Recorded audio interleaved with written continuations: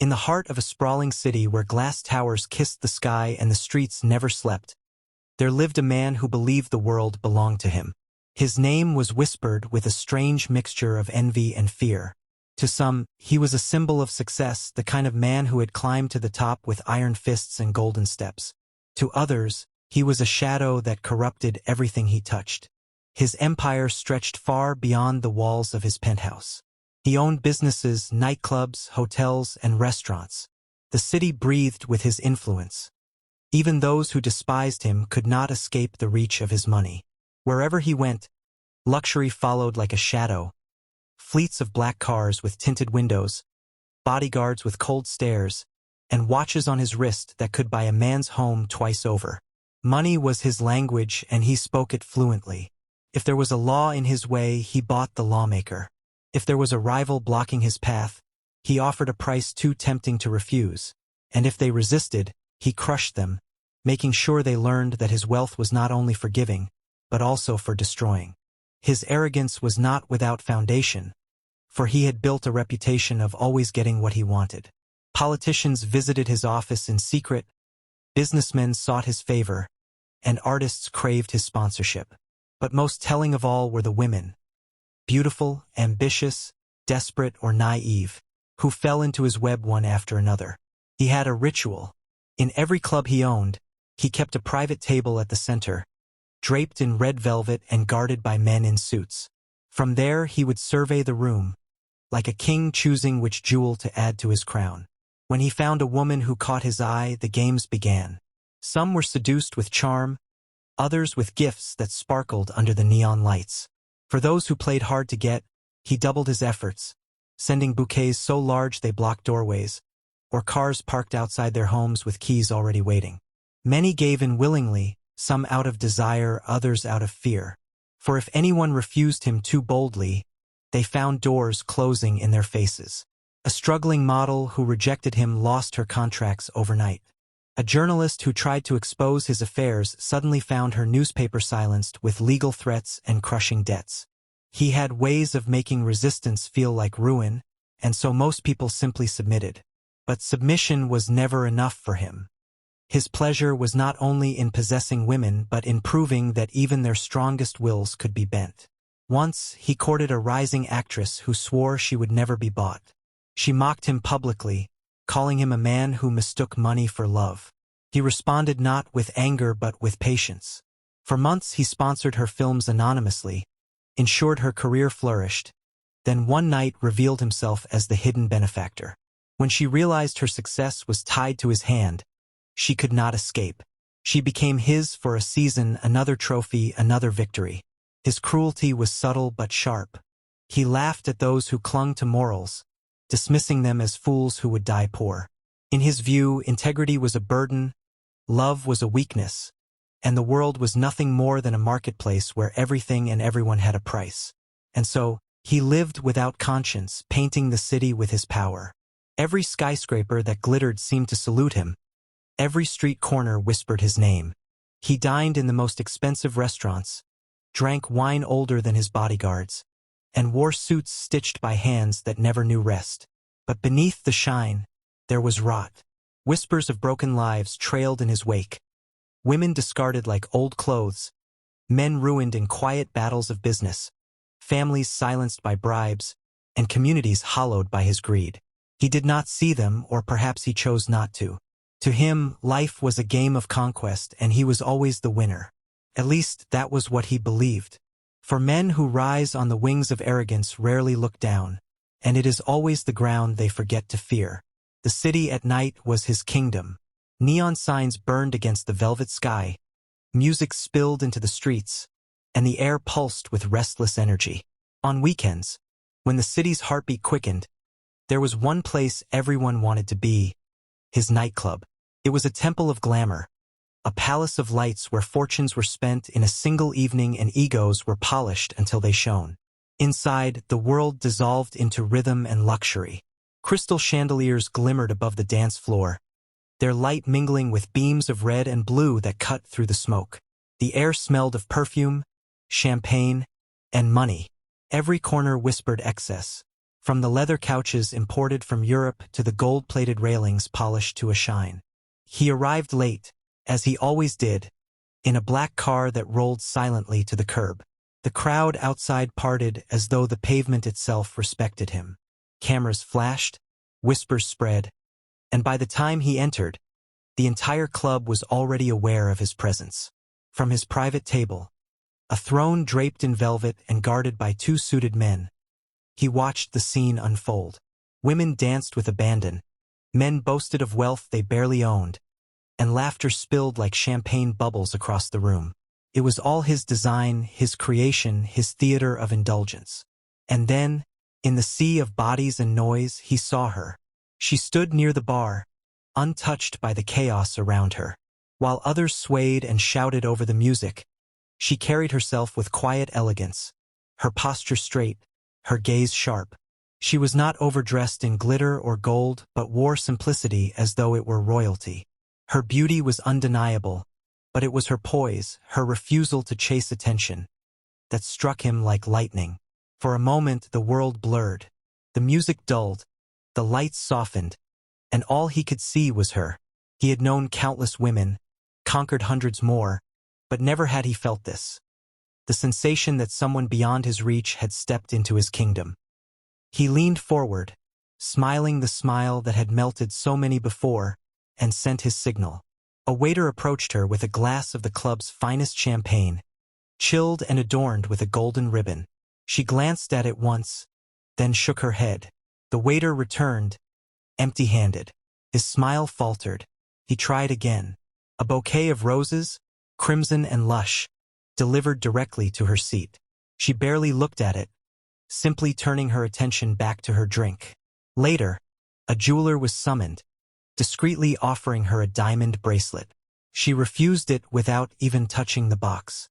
The club whispered in shock. No one refused him. No one. Intrigued, he rose from his seat, his entourage parting to clear a path. All eyes followed him as he approached the woman, his confidence radiating like perfume. He stood before her, his voice smooth and commanding, offering introductions, compliments, promises of dinners in Paris, holidays in the Caribbean, and the kind of life most only dreamed of. She listened, but her expression remained unchanged. Where other women would have blushed, she looked bored. Where others would have leaned closer, she leaned back. When he reached for her hand, she pulled it away, not rudely but firmly, as if to remind him that she was not another piece to be added to his collection. And in that single refusal, something unfamiliar stirred in him. Obsession. Her rejection did not wound him. It ignited him. It was a challenge he had never faced, a puzzle he could not solve with wealth or charm. That night, while music thundered and the club danced on, his mind was elsewhere, consumed with one thought. She will be mine. He doubled his efforts in the days that followed. Flowers arrived at her doorstep every morning. Cars, sleek and polished, waited outside her home with keys in the ignition. Invitations to charity galas, to private islands, to dinners where the city's most powerful dined, all sent, all declined. Her refusals became the gossip of the city. Friends whispered, rivals laughed, and even his closest companions began to wonder if his streak of conquest had finally ended. But he did not care. If anything, their doubts only deepened his resolve. Every no she gave him was fuel, every dismissal a spark that drove him further. He told himself she was not rejecting him. She was testing him. She wanted to be pursued, to be conquered, to prove herself different. That was how he justified the growing storm inside him, blind to the truth that she wanted nothing at all from him. And so, the man who had bought loyalty, seduced women, and crushed rivals found himself ensnared in something far stronger than desire. For the first time, his money and power were useless. For the first time, he was the one left wanting. And that want would soon become the chain that dragged him toward his downfall. For weeks, he pursued her with an intensity that unsettled even her closest friends. Flowers arrived daily, gifts piled up at her doorstep, invitations poured in like rain. Each she rejected, though her rejections grew heavier with time, not because she was tempted, but because she could feel the walls closing in. He was not the kind of man who accepted defeat, and his persistence felt less like admiration and more like a shadow she could not escape. One evening, long after the city had quieted and the hum of traffic had faded into the distance, she sat at the kitchen table with her sister. The light above them was dim, casting long shadows on the walls, the kind of shadows that seemed to lean in, listening. Her phone lay on the table, its screen glowing faintly with yet another message. Another extravagant promise. Another attempt to buy what he could not win. Her sister glanced at the phone, curiosity stirring. "Is it him again?" she asked. She hesitated, then nodded, sliding the phone across the table. On the screen was his picture, taken from a magazine article. The photograph captured him as he wished to be seen. A man of wealth and certainty, standing beside his sleek car, a smile that seemed carved from marble. The kind of man the world celebrated, the kind of man who believed himself untouchable. Her sister stared at the image longer than expected. Her expression shifted, almost imperceptibly, from curiosity to something else, something harder to read. For a moment, she said nothing. Then she pushed the phone back, her voice quiet but firm. "You should accept him." The words hung heavy in the air. The woman frowned, shocked. "Accept him? You know what kind of man he is. He thinks everything has a price. He doesn't want me, he wants to own me. How can you even suggest?" Her sister cut her off with a look. It wasn't cold, but it carried weight, the kind of weight that silences argument. She leaned closer, her voice lowering to a whisper, as though afraid the walls themselves might hear. "I know who he is," she said softly. "And there's something you don't know. Something I've never told anyone." The woman's breath caught. She leaned closer, heart pounding. And there, in the dim kitchen, her sister whispered a secret into her ear. The words were too faint for any outsider to hear, but their impact was immediate. The woman's face shifted from confusion to disbelief, then from disbelief to anger, and finally to something else entirely: resolve. She did not speak at first, only sat in silence, staring at the table as though it held the weight of her future. When she finally looked up, her eyes were different. The uncertainty was gone. "Then I'll marry him," she said. Her sister gave the faintest nod, her expression unreadable in the half-light. She reached out, squeezed her hand, and whispered, "It's the only way." The night lingered in silence after that. No details were spoken aloud, no explanations offered to the world beyond those walls. But something had shifted, something that would change not only the woman's life but also the fate of the man who thought himself untouchable. The secret remained hidden in the shadows, waiting, like a knife cloaked in velvet. And so, the woman who once resisted with all her strength now prepared to walk willingly into the lion's den. Not because she wanted him, but because of the whisper that only she had heard. When she returned to him, her change was so sudden it startled even herself. Where once she had refused his advances, she now answered his calls. Where once his gifts gathered dust at her doorstep, she now smiled at them, as though each token of his obsession had finally broken through. To the man, it was victory. He did not know of the whispered conversation in the kitchen, the secret that had turned her hesitation into resolve. All he saw was her surrender, and in her surrender he tasted triumph. Their first outings were staged for the city to see. He took her to the most expensive restaurants, where chandeliers glowed like suns and waiters bowed until their foreheads nearly touched the floor. She walked beside him with grace, her laughter light, her manner tender. To the world, she seemed enamored. To him, she was proof that persistence could bend even the strongest will. And so, the dating phase blossomed into something more. He was captivated by her obedience, charmed by her composure, and convinced that she was unlike all the others. For once, his pride was not only in having taken a woman but in believing he had tamed her heart. It was then he laid down the conditions. They were not spoken in whispers of love but written with the ink of contracts and sealed with the arrogance of money. He told her plainly, as though marriage were a wager, a business arrangement wrapped in diamonds. "If you marry me," he declared, "you will have security beyond imagination. But I do not give without terms. If you last 2 years in this marriage, you will collect $100 million. For every son you give me, 200 million will be yours. For every daughter, 50 million. It was a cold proposition, as if love were to be measured in currency, as though children were nothing more than investments. Yet he spoke with confidence, certain that no woman would ever resist such riches.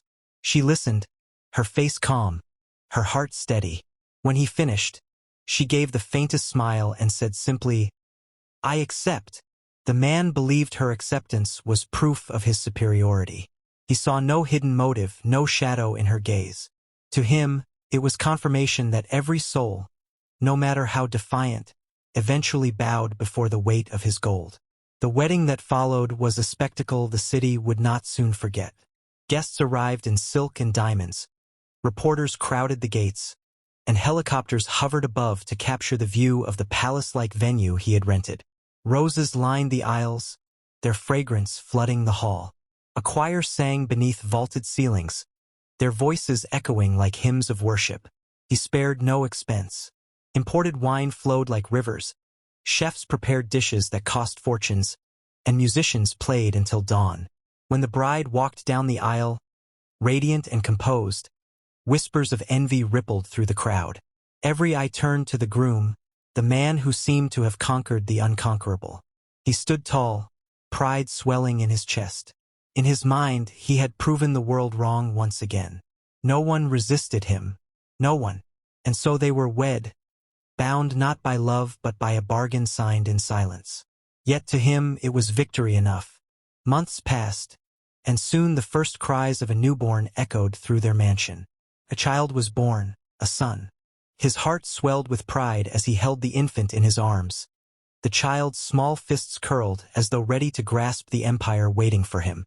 "Destiny favors me," he boasted to his friends, lifting a glass in celebration. "My name, my blood, my legacy, secured."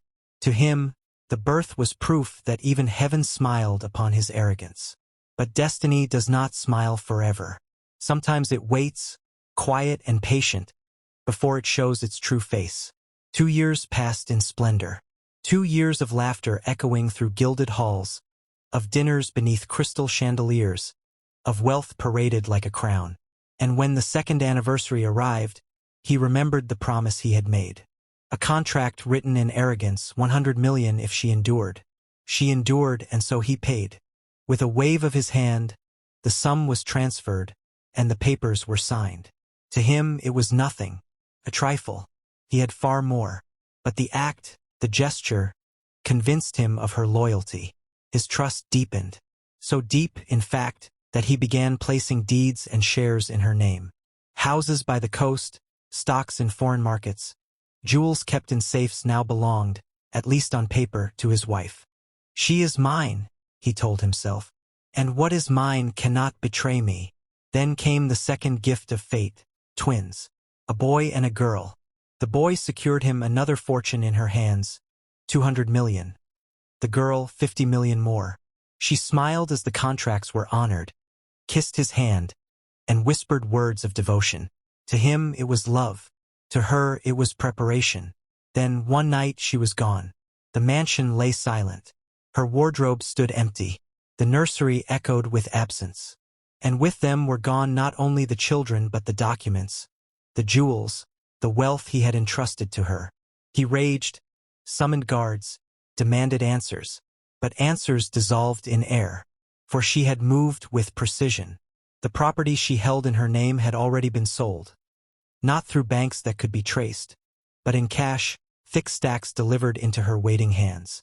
That money never touched his accounts. Instead, it flowed quietly into the vaults of a friend's private bank, a place invisible to his reach. When she left the country, no alarms were raised. At the airport, hands were greased, signatures forged, names altered. She stepped onto the plane not as his wife but as someone else entirely. And when the jet's engines roared, they carried her across the sea to another continent, her trail dissolving in clouds. He searched. God, how he searched. Hired investigators, threatened officials, tore through records. But each path ended in smoke. each trace a dead end. His pride turned to fury, his fury to desperation. Yet still she was gone. Until one evening, when a maid cleaning the master bedroom stumbled upon a small box hidden beneath the bed. Inside was a single tape, unlabeled, waiting. He pressed play. First, only silence. Then her voice, soft, calm, and heavy with finality. "If you are listening to this," she began, "then I am gone. Gone with what you thought was yours. But know this, I did not leave because of greed. I left because justice demanded it. Justice you buried long ago." The sound of his own breath filled the room, ragged, uneven. "You see, before me there was my sister. You remember her. You met her when she was young, innocent. You promised her a future, and she believed you. But you took more than her innocence. You poured wine into her glass until she could not stand. You left her carrying your child. And when she told you, do you recall what you did? You forced her into a clinic, into cold steel and merciless hands. You paid for the abortion, for the silence. But you did not pay for the wound that followed, the wound that ended her womb forever. She will never bear a child. You took that from her. And when she tried to fight, you crushed her case with money, with lawyers, with bribes. She wept, and no one heard her cries. No one but me." The tape clicked softly, then continued, her voice colder now. "I married you not because I loved you, but because she whispered her pain into my heart. Every kiss, every smile, every word I gave you was rehearsed for this moment. You thought you conquered me, but it was I who conquered you. And now your empire pays for the womb you destroyed. Every dollar I carry is a fragment of her stolen motherhood. Consider it a debt collected." The tape ended. The silence that followed was heavier than the words. He sat there, crushed beneath the weight of his own past. For the first time, money could not save him. For the first time, power was powerless. The echo of her words carved deeper than any blade. And in that silence, the mighty man understood. Destiny had not favored him. Destiny had simply been patient. The tape ended, but the echo of her words lingered long after silence swallowed the room. He sat hunched in the dim light, the weight of betrayal pressing against his chest like an iron cage. His empire, his money, his power, what were they now? Shadows, mocking shadows. 2 days before he found the tape, he had already received news that gnawed at the edges of his soul. A routine medical check, a report folded neatly in a white envelope, had carried the words that no man wishes to hear. He was infertile, permanently. The years of indulgence, the reckless living, the vices he had drowned himself in, they had taken their toll. His body, once strong with pride, was barren of legacy. No treatment, no money, no influence could undo it. He would never father another child. And now, the children he did have were gone. Gone with her. Gone beyond his reach. The irony was merciless. The man who had flaunted power, who had once thought himself untouchable, was now stripped of the one thing he could never buy back, blood. He had lost the heirs who might have carried his name, the only pieces of himself that could have outlived his fading empire. The great house was silent, where once there had been music, laughter, and the footsteps of servants hurrying to please him. Now there was only the low hum of emptiness. He wandered through gilded halls like a ghost, his reflection staring back at him from mirrored walls with hollow eyes. Sometimes, in the dead of night, he whispered their names, her name, the children's names, into the dark, as if the walls might carry them back to him. They never did. Only his own voice returned, thinner, weaker, swallowed by emptiness. He wept, not the weeping of a proud man holding back tears, but the broken sobs of a soul shattered beyond repair. He wept for the empire crumbling in silence, for the love he never truly had, for the womb he had destroyed, and for the children who now lived beyond his grasp. No bribe could rewrite the past. No fortune could buy forgiveness. No power could silence regret. The city outside still pulsed with life, lights, laughter, music. But inside the mansion, he sat alone, a king dethroned by his own sins. And the narrator's voice fell quiet, then heavy with meaning. The price of desire is often more than wealth can pay. For those who live by greed, arrogance, and cruelty, there comes a day when money loses its voice. And on that day, only regret remains. The tale ends there. One man, broken, whispering into empty rooms, haunted not by poverty but by the wealth that betrayed him.